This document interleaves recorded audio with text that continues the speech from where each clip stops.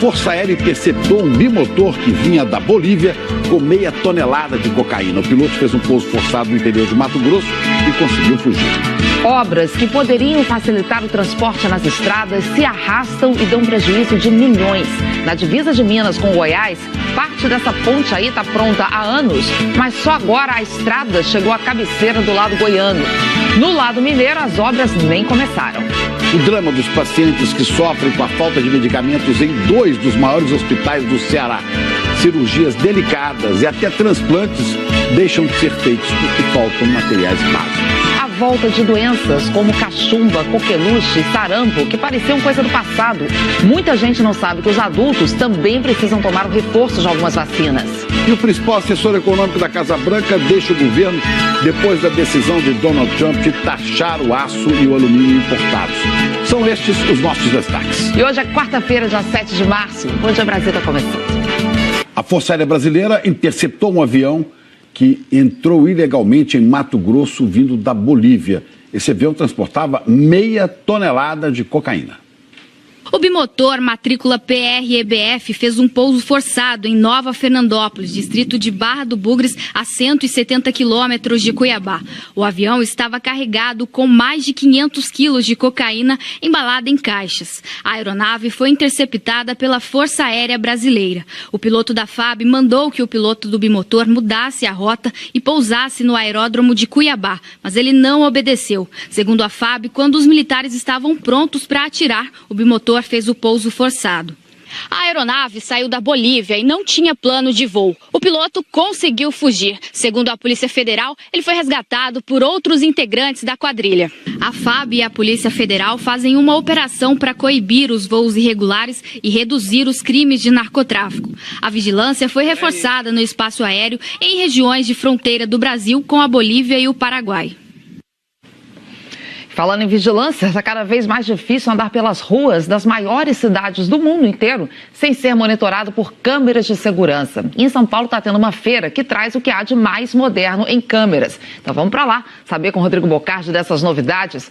Oi, Rodrigo, bom dia. São equipamentos que ajudam na segurança, mas que também levantam uma discussão, né, sobre os limites da vigilância. Exatamente. Um bom dia para você, para o Chico, para todos, viu? É uma discussão sobre os interesses individuais e coletivos, não é mesmo? O que é melhor, preservar a privacidade ou abrir mão desse direito para ter mais segurança? Vamos ver na reportagem da Ana Paula Campos. Esqueça as câmeras que só monitoram. Nessa feira de segurança em São Paulo, elas fazem muito mais do que isso. Essa tem um sensor térmico para detectar a presença humana e vem acoplada num drone com alto-falante que pode ser ouvido a 100 metros de distância. Atenção, atenção, esta área está sendo monitorada. Ele pode voar na chuva, sob um vento lateral muito forte, gerar essas imagens à noite, então você poder ter ações táticas à noite. Outra novidade é a câmera de alta definição que fica no bolso do colete. Ela faz reconhecimento facial em tempo real. Se tem alguma pessoa que tem algum débito com a justiça ou ela está desaparecida, por exemplo, a câmera, de uma maneira muito simples, ela identifica e ela dá para esse agente de segurança a necessidade ou a informação que ele precisa passar. E se além de identificar um procurado pela justiça, por exemplo, as câmeras ainda traçarem os deslocamentos dele. O sistema já está sendo usado em Pequim com bons resultados. Você pode colocar no nosso sistema a foto de um procurado pela justiça e se alguma dessas câmeras pela cidade reconhecer o seu rosto, ela vai avisar no sistema onde ele está e aonde ele esteve. Monitorar as ruas para inibir a ação de criminosos já é uma realidade também aqui em São Paulo. Quase 1.500 câmeras estão instaladas em pontos estratégicos da cidade. Uma delas é essa aqui, fica na passarela que dá acesso ao aeroporto de Congonhas. As imagens estão disponíveis dia e noite para qualquer pessoa que quiser assistir. O site ligado à Prefeitura de São Paulo transmite ao vivo tudo que as câmeras registram. A Prefeitura diz que as imagens são compartilhadas com os órgãos de segurança. Todas as vezes que eu atravesso aqui voltando de viagem, eu morria de medo. Morria de medo de ser assaltado aqui. Eu acho que ajuda bastante, né, para a segurança aí principalmente do pessoal que transita diretamente aqui do aeroporto. Ajuda bastante. Esse advogado diz que há limites para o uso dessas imagens. O que se entende nesse assunto é que imagens captadas em ambientes públicos, via de regra, são permitidas pela lei. Mas, de fato, essas imagens não podem ser utilizadas para entender tendências de consumo, quem são as pessoas e por onde você anda. Então, existe um limite ético entre a utilização dessa imagem, identificando a pessoa e, por outro lado, essa importância da utilização para questões ligadas à segurança pública. Bom, aqui no Brasil, 2 projetos de lei que tratam da proteção de dados pessoais estão em discussão no Congresso. A gente sabe que a Europa, sobretudo Estados Unidos também, câmeras por todos os lados, isso aí de uma forma um pouco mais clara e discutida. Chico e Ana. O Big Brother virou real, né? Não o Big Brother, nosso programa na televisão, o Big Brother, personagem do George Orwell, um escritor inglês, né, que previa, no livro 1984, lá de trás, previa o mundo onde alguém, um Big Brother, um grande irmão, controlaria tudo e todos como um grande olho, uma grande câmera. Pois está aí, né? E por falar nele, que é inglês, um dos primeiros lugares a usar câmeras em espaços públicos foi exatamente o Reino Unido. E foi nos anos 60 que apareceram as primeiras câmeras. E hoje em dia já tem, olha, até tentei checar esse número aqui, porque é mais de 500 mil de câmeras só em Londres. Cecília Malan, uma está apontada para você agora e a gente te vê aqui do Brasil. Bom dia, como é que funciona essa rede de vigilância? Já temos uma, Chico. Bom dia. Bom dia. Olha só, por aqui é preciso ter uma licença para usar câmeras de vigilância e tem de fazer um treinamento que nem sempre acontece. As agências reguladoras fiscalizam a instalação e o funcionamento das câmeras, tanto em locais públicos quanto no comércio ou em residências.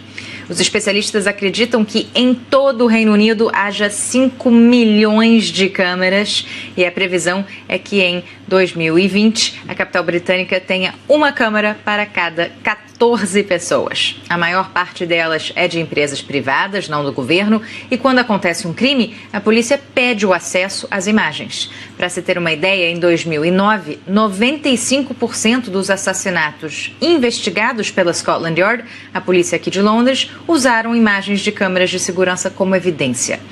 Mas muita gente critica essa cultura de vigilância e diz que não é saudável ter tantas câmeras espalhadas por aí, em escolas, hospitais e restaurantes, por exemplo. É uma boa discussão. Daqui a pouco eu volto com outras notícias aqui da Europa. Tá certo. Esperamos você aí com a nossa câmera, que não é de vigilância. Até mais, viu, Cecília? Nunca se sabe. E é do Bom Dia Brasil, não é do Big Brother. Vamos lá. Vamos falar agora de problemas na área da saúde. Pelo menos 15 pacientes renais deixaram de receber um transplante por falta de remédios. Isso está acontecendo no Ceará, em 2 grandes hospitais públicos do estado. O marido da Andréia está há mais de 2 meses internado no Hospital do Coração de Messejana, em Fortaleza, para fazer um cateterismo e saber se vai precisar passar por uma cirurgia. Mas o procedimento já foi adiado e ela acredita que tenha sido por falta de materiais. Tem pacientes que estão comprando luva, álcool, seringa, até para insulina também. Eu fui uma que tive que comprar medicamento para meu esposo. Esta paciente, que não quer ser identificada, conta que em 5 meses de internação, a cirurgia para a colocação de válvulas cardíacas já foi cancelada 6 vezes. Ela também já tem sido minha cirurgia há muito tempo. Mas sempre uma desculpa, falta material. Este outro paciente gravou um apelo. Ele está internado à espera de um transplante desde outubro. O doador apareceu, mas ele não recebeu o novo coração. Já tive 2 possibilidades concretas.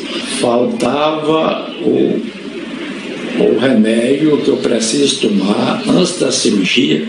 O problema aqui é a falta de insumos, que atrasa os procedimentos cirúrgicos dos pacientes meses. Estas listas de controle interno do hospital mostram que os mesmos materiais básicos vêm faltando sistematicamente desde setembro. Catéter, compressa, dreno cirúrgico, esparadrapo, fio de sutura, luva, máscara e 9 medicamentos. A falta de materiais básicos também afeta os transplantes de fígados e rins aqui no maior hospital público do Ceará. Órgãos perfeitos foram doados, mas não puderam ser implantados nos pacientes que precisavam, porque a cirurgia não seria possível sem esses materiais. A gente deixou de fazer aí pelo menos uns 15 transplantes por falta desses insumos, né? Nós temos 4.000 pacientes em lista de espera fazendo diálise, né?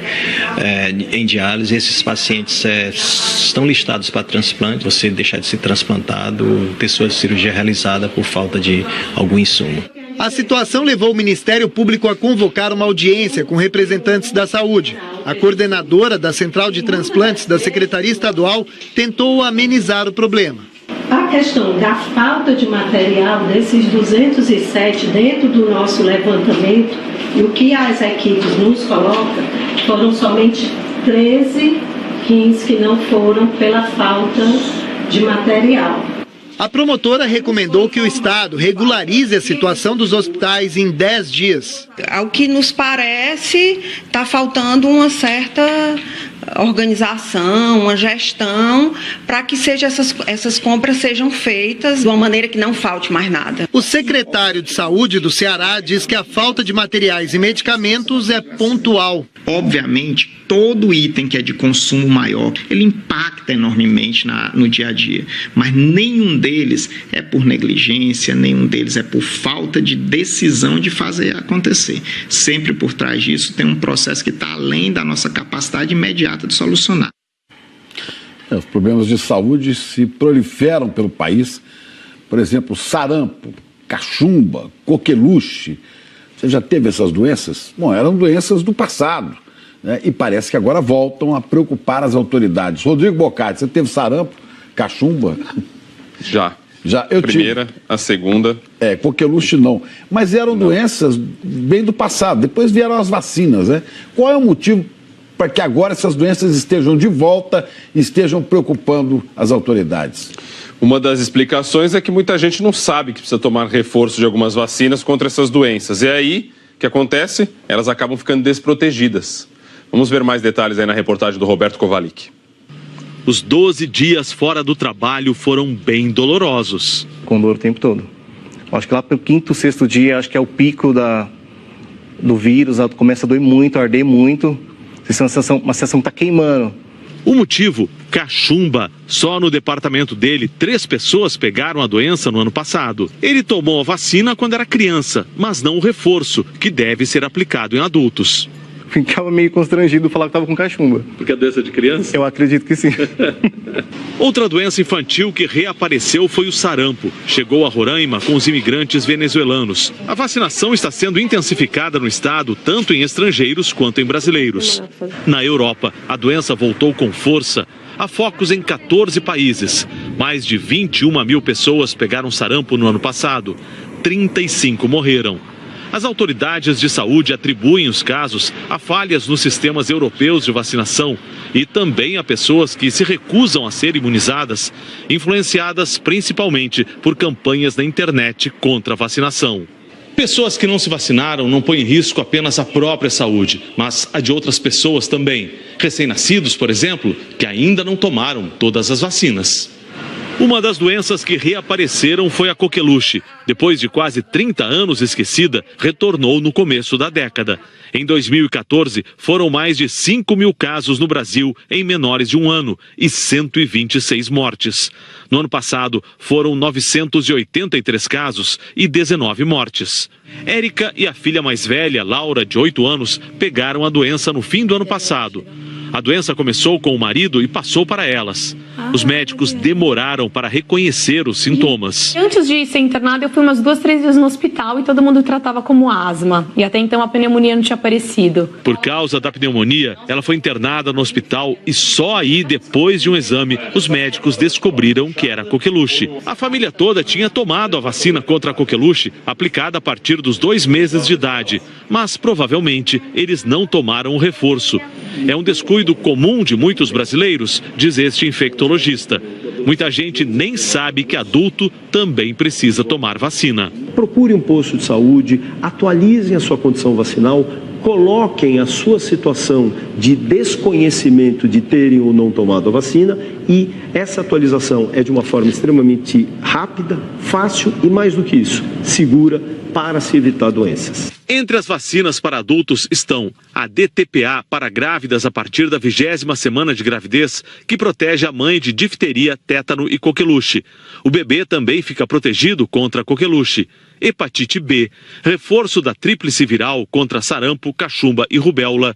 E meningocócica C, para adolescentes entre 9 e 13 anos. A regra que determina a necessidade de tomar essas vacinas varia bastante conforme a idade e outros critérios. Por isso, o ideal é procurar o posto de saúde e atualizar a carteira de vacinação.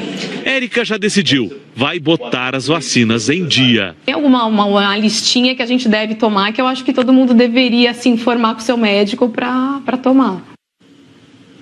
Bom, depois dessa, estou aqui pronto para receber todas as informações possíveis daqueles que não acreditam nas vacinas ou que são contra as campanhas de vacinação. Chico e Ana. E bora todo mundo checar lá para ver se tomou o reforço, né, Rodrigo? Porque são doenças graves que podem até matar. E quanto mais esses vírus estão circulando por aí, tem mais gente exposta. Até mais, viu? Até mais. Vamos saber agora do tempo. Isabela Camargo já por aqui a postos. E hoje vamos destacar a secura no sul do país, né, Isabela? Faltando chuva por lá. Bom dia. Oi, Ana. Bom dia para você, Chico. Bom dia a todos. Pois é, a gente também tem falado da secura nesse verão, né? Nós falamos da cheia dos rios na região norte, a recuperação de parte dos açudes no nordeste, mas no sul está chovendo bem menos do que deveria. Olha, 27 cidades decretaram situação de emergência por causa da estiagem no Rio Grande do Sul. Cristal, Ulha Negra, Dom Feliciano, a maioria fica no centro-sul do estado. Trouxe para vocês aqui no telão Bagé, por exemplo, é o segundo mês em que registra chuva abaixo da média. Deveria chover 114, só choveu 58 milímetros. E hoje não tem chuva prevista para todo o estado, porque nós temos esse baita bloqueio aqui que está impedindo a aproximação das frentes frias que poderiam trazer mais chuva para a região. Então, hoje não chove em todo o estado do Rio Grande do Sul, sul e centro-oeste de Santa Catarina. No próximo mapa você vai ver aqui na área amarela, oeste do Paraná e também sudoeste de São Paulo. Agora, atenção, no oeste da região sul, cuidado com o nevoeiro, tá? Nessa manhã, você que vai pegar voo, estrada, ainda pode ter um pouquinho mais de névoa aí nas próximas horas. Agora, no restante do país, onde nós temos todo esse verde, a previsão é de pancadas de chuva. As mais fortes, os temporais, hoje para o litoral norte de São Paulo. Ontem choveu bastante, então hoje chove mais. Sul da Bahia e também Minas Gerais, zona da mata, está chovendo já há vários dias em Minas. Em Uberlândia, no Triângulo Mineiro, você vai ver, olha só como ficaram as avenidas. Choveu muito forte ontem à tarde, aí várias vias foram tomadas pela água. Os tetos de alguns estabelecimentos desabaram e, segundo o Corpo de Bombeiros, pelo menos 6 árvores caíram pela cidade. Então, hoje, tudo isso pode se repetir. Vamos ver como ficam as temperaturas também?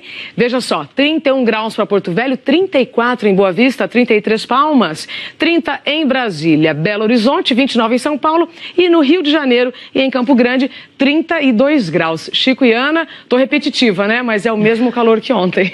Tá bom. E para amanhã, tem algum recado especial aí da meteorologia?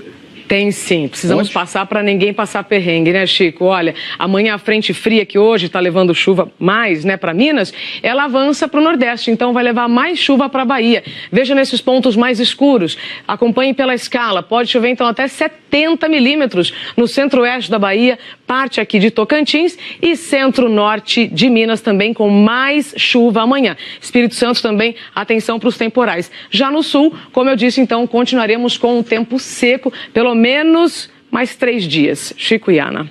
Bom, em algumas regiões, como o norte de Minas, nordeste do país, a chuva é muito, muito bem-vinda, Isabela. Isso. Até amanhã. Até. A seguir você vai ver o desperdício de dinheiro público em obras que ligam o nada a lugar nenhum. O que é o mercado livre de energia e como ele ajuda a pagar uma conta de luz mais barata. E a decisão polêmica do governo dos Estados Unidos que pode colocar em risco a tentativa de diálogo com a Coreia do Norte. Agora são 7h59, 8 horas, hora de Brasília. Estamos Estamos de volta e olha, há um ano nós mostramos aqui no Bom Dia Brasil a situação de duas pontes que eram um símbolo do desperdício do dinheiro público. Uma não liga a nada e a outra não chega a lugar nenhum também. Nossos repórteres voltaram e constataram que de lá para cá pouco foi feito. 239 metros de ponte entre os estados de Minas e Goiás sobre o rio Paranaíba. No lado goiano, a rodovia que vira GO 210 foi inaugurada no dia 16 de fevereiro, depois de 6 anos de obras. Mas já está com problemas. A erosão engoliu parte do acostamento bem na cabeceira da ponte. Há estragos também na pista. O trecho de 6,5 km de pavimentação custou R$4.300.000. Do lado mineiro já foram gastos quase R$3,5 milhões de reais. Só que a viagem acaba por aqui, há mais de 20 anos. A gente fala da ponte inacabada, mas para chegar até ela tem a BR-352 e esse asfalto aqui, que pelos cálculos dos moradores, foi refeito há mais ou menos 10 anos. Tem mato no meio da pista. E dá só uma olhada na qualidade do material que foi utilizado. Aqui, ó, já está se soltando. Isso porque nem tem trânsito nesta rodovia. Apesar dos tambores fazerem uma barreira, a placa na rodovia indica que a divisa está à frente.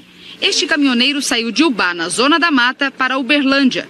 Se viu literalmente num beco sem saída. Passei no trevo lá, não tinha sinalização e o que se tinha eu não vi. Aí cheguei aqui no final da estrada, acabou, né? Tem que voltar para trás. A vegetação está cobrindo parte da sinalização e confunde os motoristas. E eles acabam chegando até aqui na divisa e tem que retornar aí, cerca de 40 quilômetros de volta até a Abadia para retomar outro caminho. Se a ponte estivesse liberada, a viagem entre Goiânia e Belo Horizonte ficaria cerca de 120 quilômetros mais perto. Moradores da região utilizam esta balsa como alternativa. Ela funciona só das 7 às 5, ou seja, se a gente sabe passar por lado de lá para fazer um serviço e chegar lá às 5h10, a gente não tem como atravessar, tem que ficar do lado de lá. No sul da Bahia, uma outra ponte segue inacabada há 6 anos. Ela até foi construída, mas liga nada a lugar nenhum. Pelo projeto, deveria ser caminho para escoar eucalipto e granito produzidos na região de Medeiros Neto. E evitaria que caminhões pesados passassem pelo centro da cidade. Se estivesse pronta, as coisas seriam outras, né?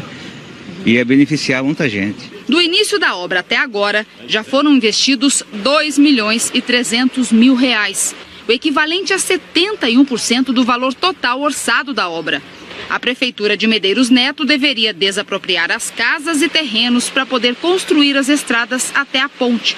Mas a Prefeitura disse que não tem dinheiro para pagar as indenizações. Milhões gastos ali, que poderia ter sido empregado, investido em uma outra área, onde poderia estar, assim, beneficiando as pessoas no total, no geral.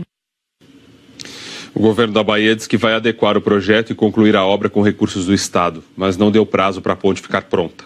Sobre a ponte que liga Minas Gerais a Goiás, a empresa responsável pelo lado goiano informou que já está trabalhando para conter a erosão do solo e que, como a obra da rodovia está dentro da garantia, não haverá custo para os cofres públicos. Do lado mineiro, o DENIT informou que os serviços serão iniciados nos próximos dias e devem durar 3 meses. Sobre o asfalto da rodovia, o departamento disse que já contratou uma empresa para resolver o problema. Aqui em São Paulo, um incêndio destruiu essa madrugada uma loja de tintas na Zona Sul. O repórter Guilherme Pimentel conta como foi. O fogo tomou conta dos 3 andares desse prédio na Avenida do Cursino, na Saúde, que era pouco depois da 1 da manhã. Vídeos feitos com celular por vizinhos mostram as labaredas saindo pelas janelas e pelo teto. Neste, dá para ouvir um estouro vindo de dentro da loja. Ali funcionava uma loja de tintas. O material altamente inflamável fez o incêndio se espalhar rápido. Uma pequena explosão fez um tenente do Corpo de Bombeiros se machucar. Ele está bem, ele está no hospital sendo atendido.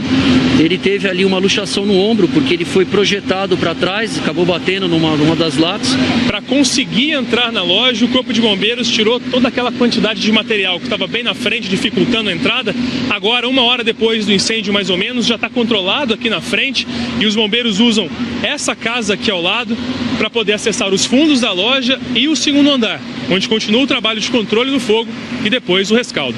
O fogo também atingiu uma pequena igreja evangélica ao lado e obrigou o dono de uma loja de carros usados a tirar os 16 veículos que estavam lá dentro às pressas. O povo me ajudou a tirar meus carros de lá de dentro. Moradores de casas próximas foram retirados até a Defesa Civil determinar se há risco ou não de desabamento do prédio. Os bombeiros disseram que a loja não tinha auto de vistoria.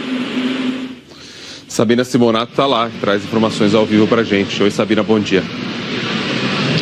Rodrigo, bom dia a você, bom dia a todos. Já são 8 horas depois desse incêndio, que o fogo começou e os bombeiros continuam aqui na Avenida do Cursino. Tem uma equipe, uma viatura e os homens ali dentro. Por quê? Porque eles não podem deixar que o fogo volte, Há esse risco, porque, como a gente viu na reportagem do Guilherme Pimentel, uma loja de tintas, material altamente inflamável, então não pode haver esse risco, por isso que as equipes ainda estão aqui. Tem um cheiro muito forte de tinta, de thinner aqui também. Outra informação, o dono da loja está muito abalado, ele tem essa loja há mais ou menos uns 27 anos. Ele não quis gravar entrevista, mas contou que todos os dias, antes de fechar a loja, ele desligava os disjuntores da chave, do quadro de força, porque ele sabia que é uma loja de tinta, que tinha esse risco, e que só ficaram ligadas as câmeras do circuito de segurança. Ele não sabe o que aconteceu, os bombeiros ainda dizem que é cedo para afirmar qualquer coisa, mas provavelmente um curto-circuito. A gente também viu na reportagem que um bombeiro ficou ferido, mas a gente tem atualização.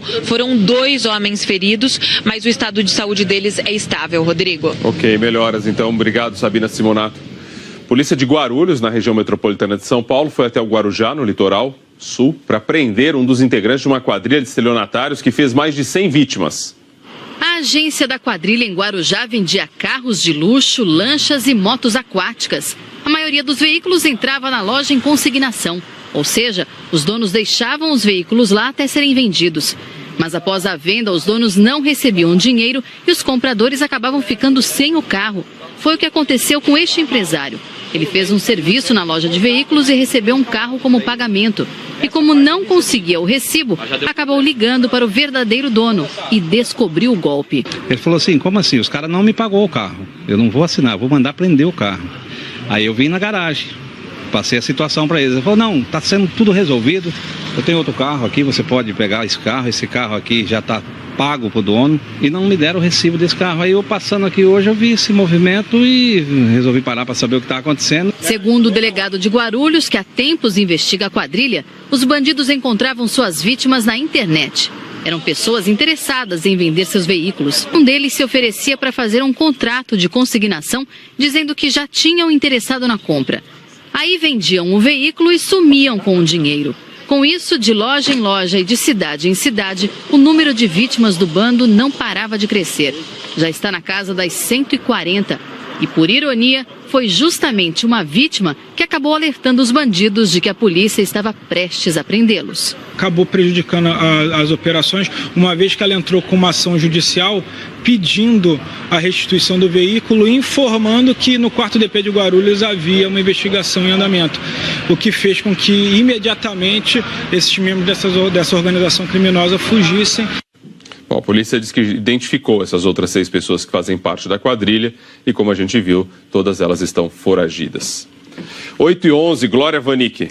Rodrigo, a gente teve um acidente com moto aqui na marginal do Rio Pinheiros um pouquinho mais cedo, perto da ponte no Morumbi, na pista expressa, no sentido da rodovia Castelo Branco. Essas são imagens do Globocop, no momento em que o motociclista aguardava, inclusive, o resgate ali com o apoio da CET.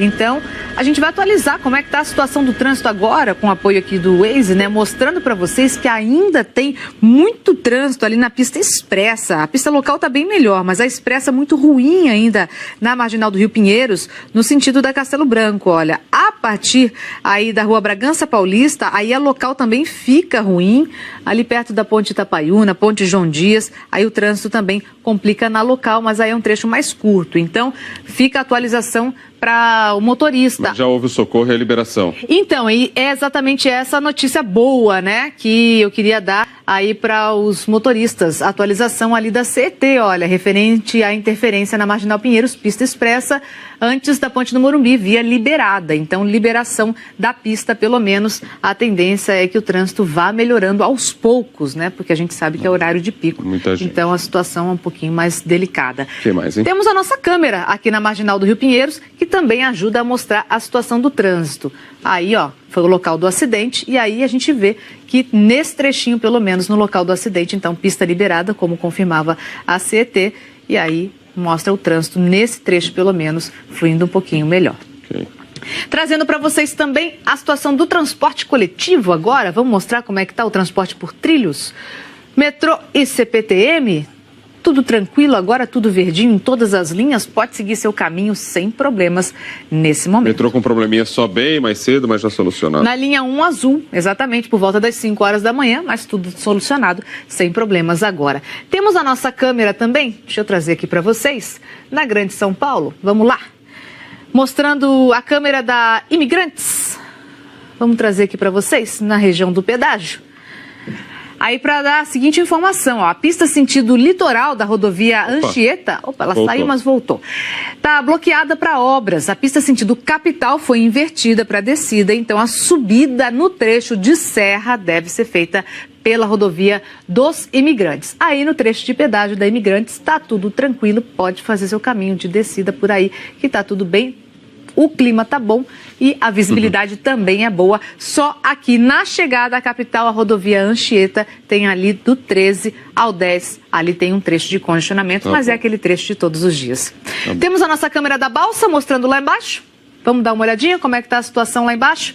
Aí são 7 balsas operando na travessia entre Santos e Guarujá. E aí tudo tranquilo. Nossa, bonito também. Dia no litoral, hein? É, olha tá lá, bonito. Céu azul, mar tranquilo, calor. E 30 minutos de espera de cada lado. Tá bom. Obrigado, viu? Vai para o intervalo, já volto para falar do desemprego da indústria esse ano, ou melhor, o desempenho da indústria esse ano. Tem desemprego também, mas tem o desempenho. Tem recuperação, mas devagar. E outras notícias de São Paulo, 8h14. Uma notícia curiosa que chega da economia, o desempenho da indústria caiu em janeiro, em relação ao mês de dezembro. Mas, Rodrigo, na comparação com janeiro do ano passado, foi um resultado positivo, né? Foi positivo, isso... Foi positivo. Isso já anima quem produz e também quem vende. Aos poucos, o brasileiro vai tendo aí mais confiança para comprar e isso, claro, ajuda a movimentar a economia. A recuperação começou. O crescimento da indústria em janeiro deste ano, na comparação com janeiro de 2017, chegou a quase 6%. É a 9ª alta consecutiva. Mas o desempenho de janeiro em relação a dezembro foi ruim. Redução de 2,4%, que interrompeu 4 meses seguidos de crescimento. Segundo esta economista, um resultado pior do que o esperado para esta época do ano.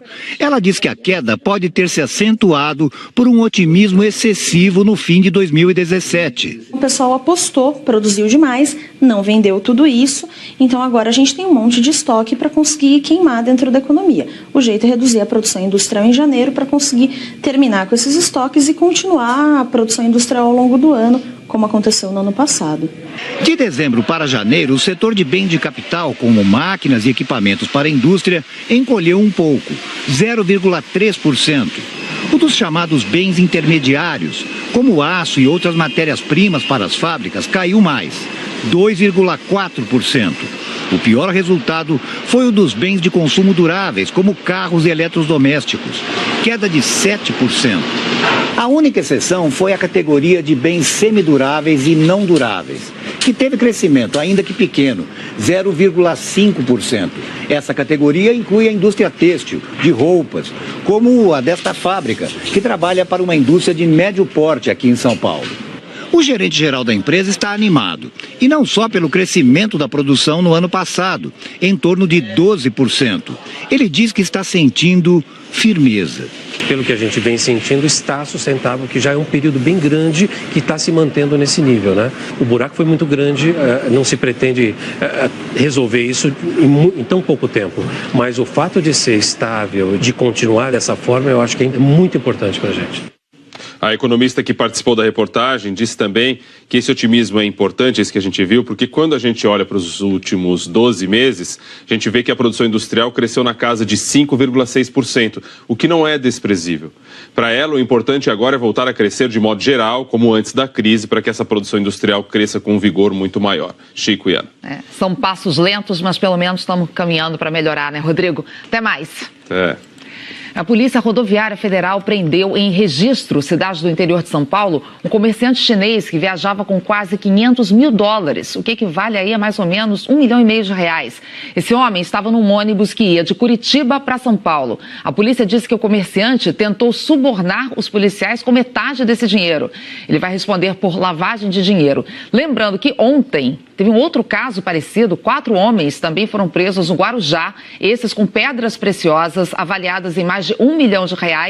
E na semana passada, a polícia apreendeu na capital paulista quase R$2 milhões em dinheiro vivo dentro do porta-malas de um carro, lembra? Os 2 homens que transportavam dinheiro também tentaram subornar os policiais, mas acabaram presos. Sem falar das malas e dos apartamentos também. Justiça de Mogi das Cruzes, na região metropolitana de São Paulo, decretou a prisão preventiva de 11 integrantes da torcida Jovem dos Santos por homicídio qualificado, associação criminosa, dano qualificado e corrupção de menores. Segundo o Ministério Público, os 11 santistas participaram da morte de um corintiano no domingo passado em Itaquaquecetuba. Testemunhas contaram que antes do jogo, torcedores do Santos usaram paus e pedras para destruir veículos e espancar o soldador Danilo dos Santos, de 30 anos. Você viu essa história aqui, ele chegou a ser socorrido, mas morreu no hospital. Itaim Bibi, na zona sul da capital, e da Vila Matilde, na zona leste, porque eles ficam perto da região de Santo Amaro, Campo Grande e também do Parque do Carmo, no extremo leste da cidade, onde apareceram macacos mortos contaminados com o vírus da febre amarela.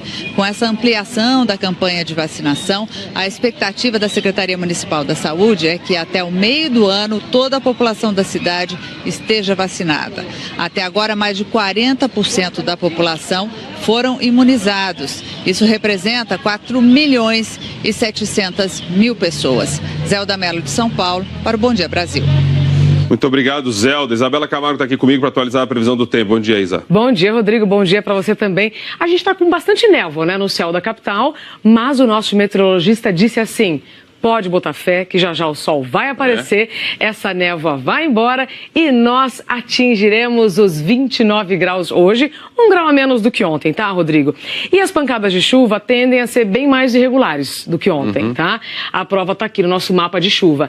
Os volumes maiores ficaram concentrados no litoral norte, Vale do Paraíba, já choveu bastante ontem na área ali de Ubatuba, 90 milímetros, em Santos choveu 80 milímetros, então hoje a gente vê bastante chuva no litoral, principalmente aqui no norte, e no centro do estado. Agora, o curioso também é a diferença das temperaturas. Enquanto a gente vai ter 24 graus lá em Campos do Jordão, 32 em Bauru e 35 em Votuporanga, né? Ou seja, então onde tem mais chuva, aqui as temperaturas ficam um pouco mais amenas.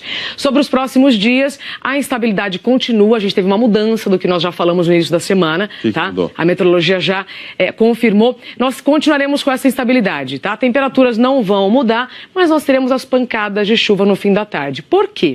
Olha só que curioso.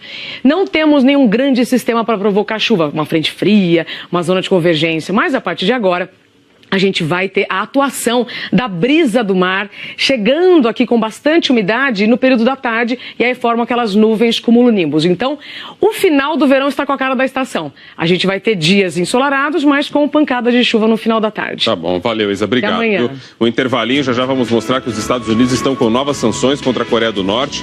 E ainda outras notícias de São Paulo, atualizando tudo para você. 8 horas e 24 minutos, a gente volta já.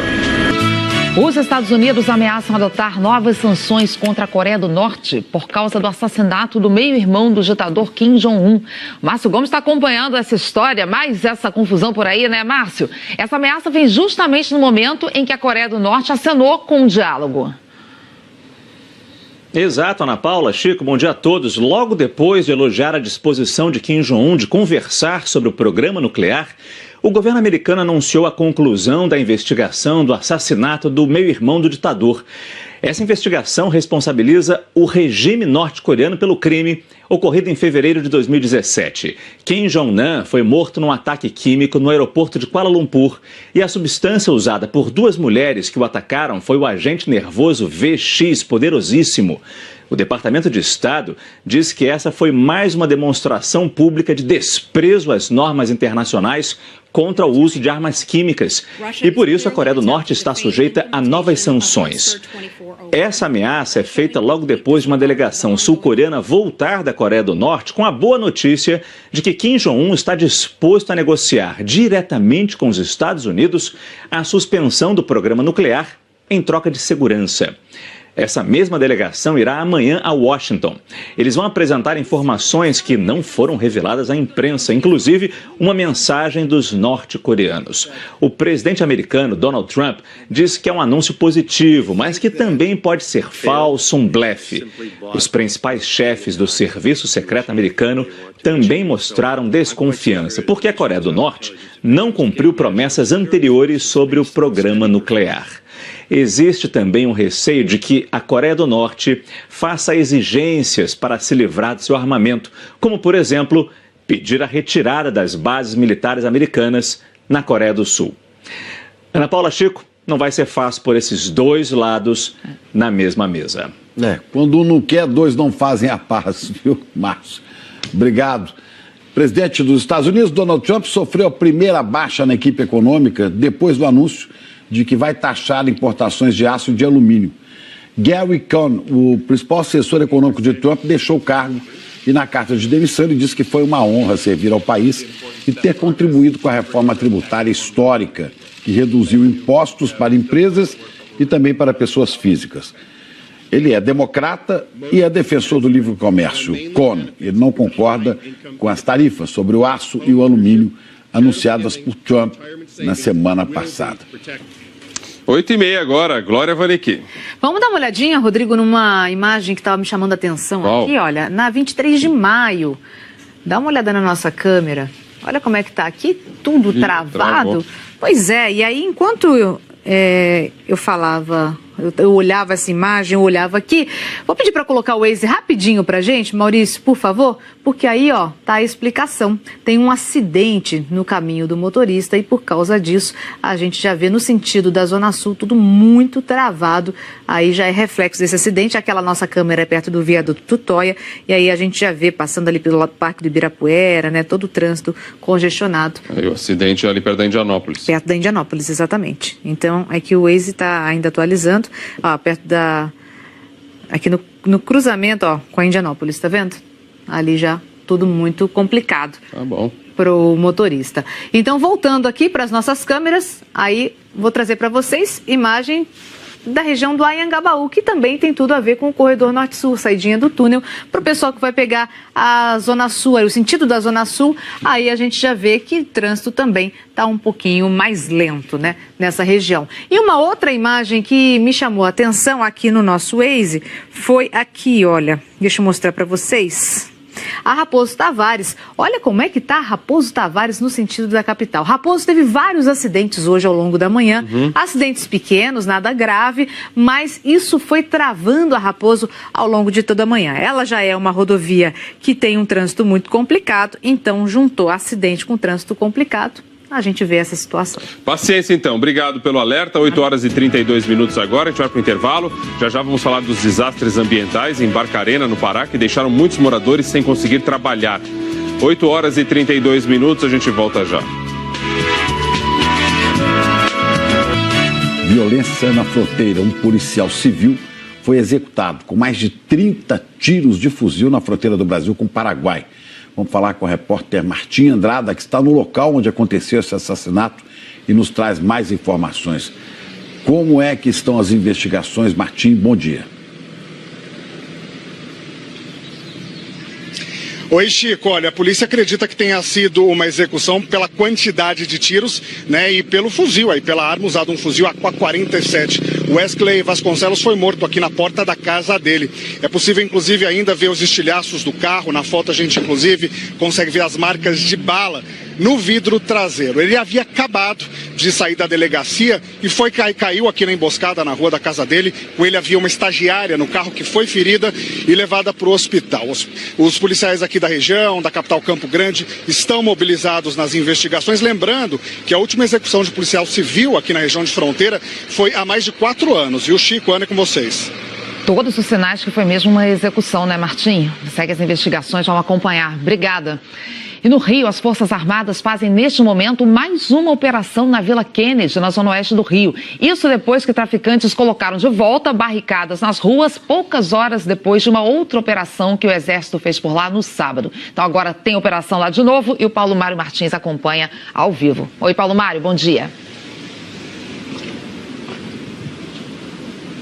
Oi, bom dia, Ana Paula, bom dia, Chico, bom dia para todo mundo. 900 homens das Forças Armadas estão participando dessa operação, junto com a Polícia Militar e também a Polícia Civil. A gente está aqui em um dos acessos à Vila Kennedy, você vê que tem ali um tanque blindado da Marinha posicionado e a todo momento as pessoas que entram aqui de carro ou de moto estão sendo revistadas e os militares também fazem uma checagem da documentação. Como você disse, Ana, no sábado houve essa operação aqui, os militares retiraram 16 barricadas que foram recolocadas pelos criminosos horas depois que as Forças Armadas deixaram a comunidade. E hoje os militares estão retomando esse trabalho, retirando novamente as barricadas que foram colocadas aqui. Chico, Ana. Obrigado, Paulo Mário. Vamos falar agora de um desastre ambiental. Os sucessivos desastres em Barcarena, no Pará, provocados por uma mineradora norueguesa, vêm causando prejuízos econômicos e danos à natureza. Moradores que dependem de atividades ligadas ao turismo e à pesca estão, é claro, entre os mais afetados. A cidade de 121 mil habitantes no nordeste do Pará reúne 6 grandes indústrias de mineração e tem vocação para o turismo, mas vem sofrendo com os impactos de uma série de desastres ambientais.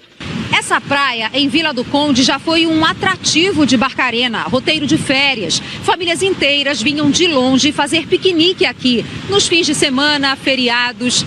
Mas as visitas diminuíram bastante nos últimos anos. E o prejuízo só aumenta para quem vende comida, bebida, depende disso aqui para ganhar dinheiro. Eu tenho dívida de IPTU, eu tenho dívida de luz, eu tenho dívida do banco, tenho dívida de depósito. O movimento da praia, ele sofreu uma queda em torno de 80%. Em 2015, um navio cheio de bois vivos afundou no porto de Vila do Conde. Carcaças dos animais ficaram espalhadas na praia. Toneladas de óleo diesel também vazaram da embarcação, que continua no fundo do rio. Os pescadores reclamam que o acidente afetou a pescaria. Saía às 3 horas da madrugada, chegava às 7 horas da manhã, ela não chegava com 20 quilos de peixe. E hoje não. Você vai lá, você pega um máximo, você pega 5 quilos. Se a gente pegar algum peixe desse lado aqui para vender, o pessoal diz logo, ó, tá contaminado. Os Ministérios Públicos Estadual e Federal contabilizaram 15 acidentes ambientais em Barcarena entre 2000 e 2015.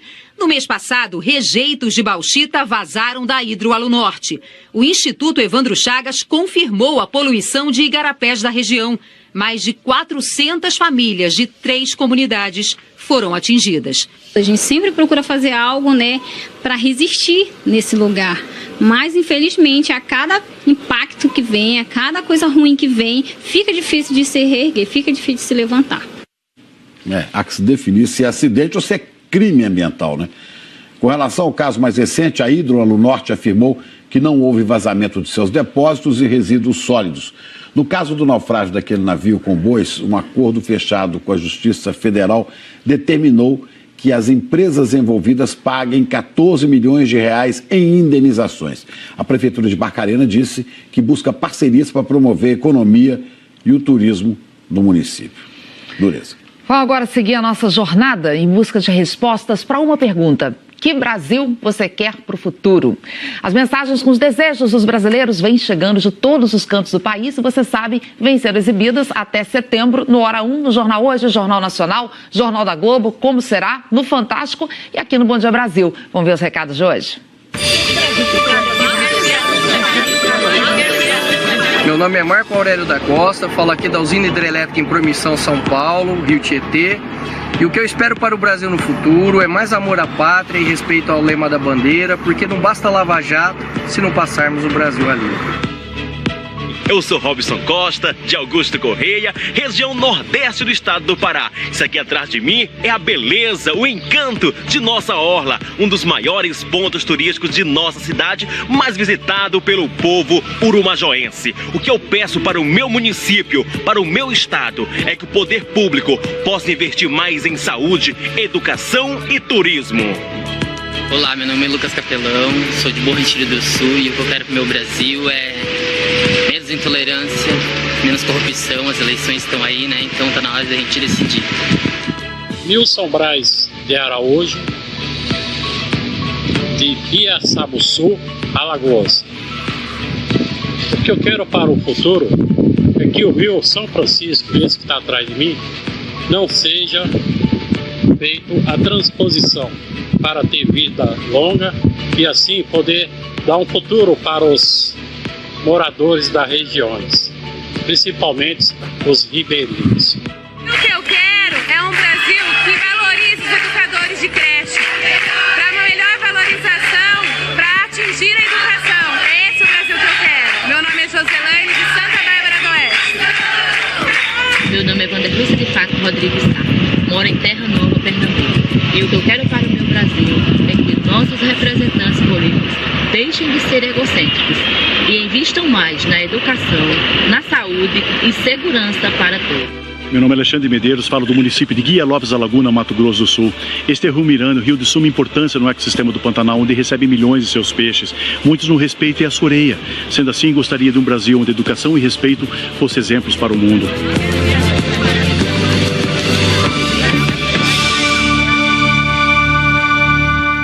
E os cidadãos dando exemplo aí, né? Falando mesmo com todos os desejos que querem. Teve até mensagem coletiva, né? Com os professores aplaudindo lá atrás, participando. Muito bom. Quando é cobrança por educação, tem que aplaudir mesmo, aplaudir forte. Mas é legal, né? Você vê todo mundo, é meio ambiente, educação, saúde. São os temas que a gente mostra sempre aqui com problemas, né? Será que alguém vai entender? Será que as autoridades, será que os candidatos vão, não sem demagogia, assumir essas pautas? Tem que assumir as responsabilidades, né? Bom, se você quiser ver de novo essas mensagens, vai lá no Globoplay ou então na nossa página aí na internet. Também pode ir direto no site g1.com.br/Brasil que eu quero e lá você encontra ainda as dicas de como gravar a sua mensagem. Se você não mandou, ainda dá tempo, hein? Manda pra cá que a gente quer saber que Brasil você quer pro futuro. Olha só, policiais de São Paulo fazem nesse momento uma operação em várias cidades do litoral. Saíram de madrugada aqui da capital e até o momento já apreenderam drogas e armas, viu? Em São Vicente houve um confronto, um suspeito foi baleado e morreu. A gente segue acompanhando isso. Uma boa quarta para todos e até amanhã. Quarta-feira é um dia que sempre rende aqui em Brasília, tem sessão lá no Congresso, Temer faz reunião com prefeitos das capitais para tratar de segurança pública e a gente acompanha a investigação sobre o vazamento de informações sigilosas do inquérito contra Temer, que está lá no Supremo Tribunal Federal. Ótima quarta para você. E a gente se despede com imagens tensas de um esquiador libanês que escapou de uma avalanche nos Alpes franceses.